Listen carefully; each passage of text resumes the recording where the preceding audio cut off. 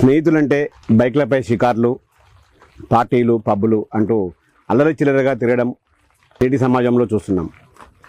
కానీ మనం చూపించబోయే స్నేహితుల స్నేహం వయసు 80 ఏళ్ళు.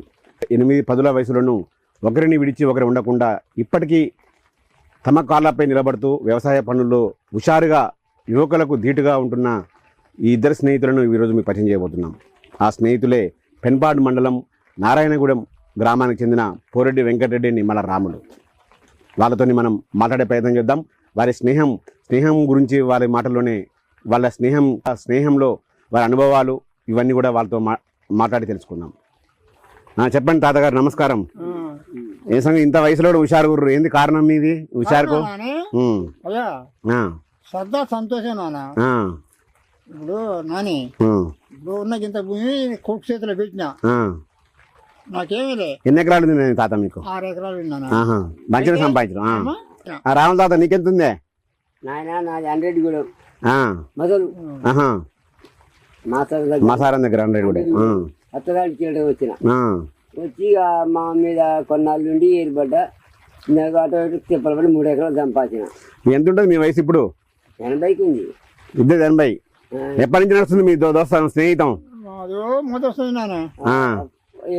నాని 10 ఏళ్ళు దాకా ఉంది. ఇప్పుడు ఆయన వ్యవసాయం చేసినప్పుడు నా వ్యవసాయం మొదటి సందే వ్యవసాయం దోస్తులు దోస్తాను 10 ఏళ్ళ సంది అంటే పక్క పొలాలు. అయితే ఇప్పుడు ఈ 10 ఏళ్ళ సంది ఏమో గీసోంటి పనికి మేము దోస్తులు. ఇప్పుడు మీకు ఇంత వయసులో కూడా వ్యవసాయ పనులు హుషారుగా చేస్తుర్రు. మీకు నొప్పులు, కాళ్ళ నొప్పులు అటువంటి ఇప్పుడు తరానికి అట్లుంటూ వస్తాను అని. అదే అదే మరి ఇప్పుడు తరం 30 ఏళ్ళకే కాళ్ళ నొప్పులు అన్న నొప్పులు. మా కొడుకు ఇద్దరు ఎవరు తిడుతుర్రు పొద్దుగడ ఎత్తు అడిగితేరా ₹1 4 ఎకరాలు సంపాదించిన కానీ ఎందుకు రా నాయన కష్టపడతా చేతకాడు. ఇప్పుడు నువ్వు ఇస్తావా రావు, నువ్వు చేత కదా అంటావు అంటావా? అంట బాగా చేస్తుంది కదా రావు, పాపం మంచిగా చేస్తుంది ఇస్తావు. ఎందుకని నీకు పని చేస్తావు పోతే ఏదైనా ఇప్పటికి రోజు పని చేస్తుంటారా? ఇప్పుడు డైలీ పని దొరికి మటుకు ఊరుకున్నాను. పని ఇటువంటి పని దొరికే మటుకు అయ్యా నేను చెప్పిన ఒక మాట. మీ పిల్లలు ఏమన్నా అనరా ఎందుకు మీరు ఇట్లా పోతారని? వద్దంటున్నానా? వద్దు నాన్న ఇట్లా పోవద్దు అంటారు కానీ మాకు ఊకో బుద్ధి కాదు. అయ్యా నేను చెప్తాను ఒక ముచ్చట. ఇప్పుడు మందు పిండి చల్లటానికి మందు కొట్టడానికి పోలేము. అదే పోలేరు. ఇటువంటి వరాల పనులు చిన్న ఏదో గడ్డో కాదో తోలటానికి గసంటికి పోతాం. ఇప్పుడు చాలా మంది పిల్లలు 15-20 ఏళ్ళ పిల్లలు, 30 ఏళ్ళ పిల్లలు ఉత్తమే తిరుగుతుర్రు. ఇప్పుడు మిమ్మల్ని చూసి చాలా నేర్చుకోవాలి వాళ్ళు. ఒక్కనాడు చూస్తే నీకు వరాలు తీస్తే అర్థమైంది. అదే చూసాం కదా, మీరు బాగా మంచిగా తీస్తున్నారు. తోలిపోతాడు. అదే మీ ఇద్దరు మా పాటలు కూడా మంచి పాడతాడు. ఒక పాట పాడాలి మా కోసం.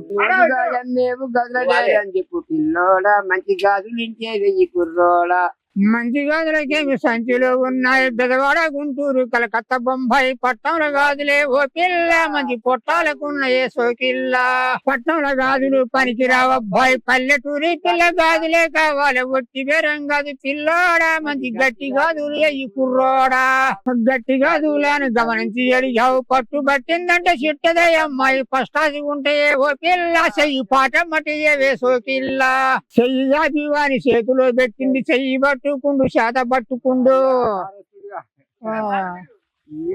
మనోడా మాకు ఇదంతా పెట్టింది మనోడా. ఇలా చాలా మంది పిల్లలు, యూత్ పిల్లలు తిరుగుతుర్రు పని లేక వాళ్ళు. వాళ్ళకి మీరేం సలహా ఇస్తారు? సలహా అంటే అయ్యా మీరు కష్టపడి ఇప్పుడు తల్లిదండ్రులు చేసిన దానికంటే మీరు తల్లిదండ్రులకు కొద్దిగా అదనంగా మీరు బతకాలి. తల్లిదండ్రులు 2 ఎకరాలు 3 ఎకరాలు సంపాదించారు కానీ మీరు తల్లిదండ్రులు సంపాదించిన ఆగం చేయొద్దు. అదే కాకపోతే తల్లిదండ్రులు 4 ఎకరాలు ఇచ్చి దాని 2 ఎకరాలు సంపాదించుకున్న ఒకటే కానీ తల్లిదండ్రులు ఇచ్చిన దాన్ని ఆగం చేయొద్దు. అది మీ గ్రేట్ నాన్న. ఇప్పుడు పిల్లగాళ్ళ వయసు అంటే ఇప్పుడు మీ ఇద్దరు ఎప్పుడైనా గొడవ పడ్డారా? గొడవ పడతారా?